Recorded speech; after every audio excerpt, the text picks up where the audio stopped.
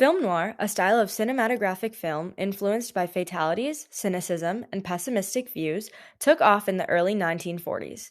Films being produced with this style at the time resonated well with the people and the events taking place in France post war.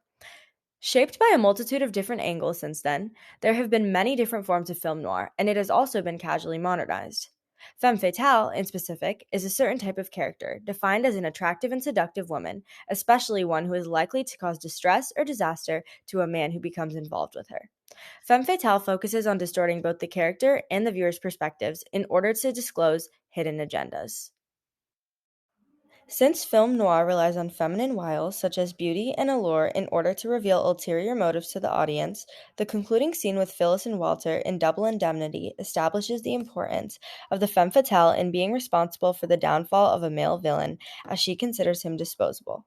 Billy Wilder, the director of Double Indemnity, has included many aspects of cinematography into the film that emphasize the popular angle of film noir, femme fatale. Beginning with a medium angle showing Phyllis, her expressions are contrasting with what we know as her true emotions. At this point in the film, we know that Walter has truly fallen for Phyllis, and we have witnessed the disastrous events that took place for them to be here, such as the murdering of her late husband. Phyllis throughout the entire film has been portrayed as our femme fatale, with her seductive, mysterious, and sometimes uneasy characteristics. The low-key lighting in this scene, illuminating her all-white outfit, proves to us the importance of her bespoken innocence, and the cigarette in her hand contrasts this, hinting to her villainous side. Having the cigarette on the screen may be one of the more noticeable details, as it is a classic inclusion in many femme fatales from this time. It may symbolize her push towards individualism and empowerment. I was a sucker. I'd have been brushed off just as soon as you got your hands on the money. Nobody wanted to brush you off. Save it, I'm telling this. It's been you and that Sicchetti guy all along, hasn't it? That's not true. Maybe it's not good enough for me, Walter. Maybe I don't go for the idea. Maybe I'd rather talk. Both Walter and Phyllis continue to speak to one another with quite a coy tone, attempting to prove to each other that they have the higher leg, both with information that the other one is unaware of. And that's just what's going to happen, baby. Because he's coming here tonight in about 15 minutes. With the cops right behind him. It's all taken care of. That would make everything lovely for you, wouldn't it? Right. I don't like that music anymore. Mind if I close the window?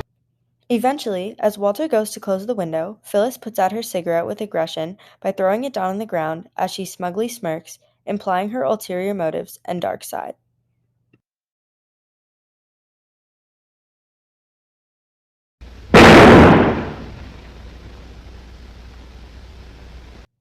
The diegetic sound of a gunshot clouds the film as Phyllis shoots Walter, desiring his death. A full 180 from the facade she has been putting on for him. Walter approaches Phyllis slowly and questions her decision considering the way she has been acting for the majority of the film. The camera, at a high-angle close-up shot of Phyllis as she responds, continues to portray her soft, vulnerable character despite the fact that she has revealed her true self, still playing the role of the femme fatale, as she carries on seducing Walter and faking her emotions, making it easier for herself in the long run.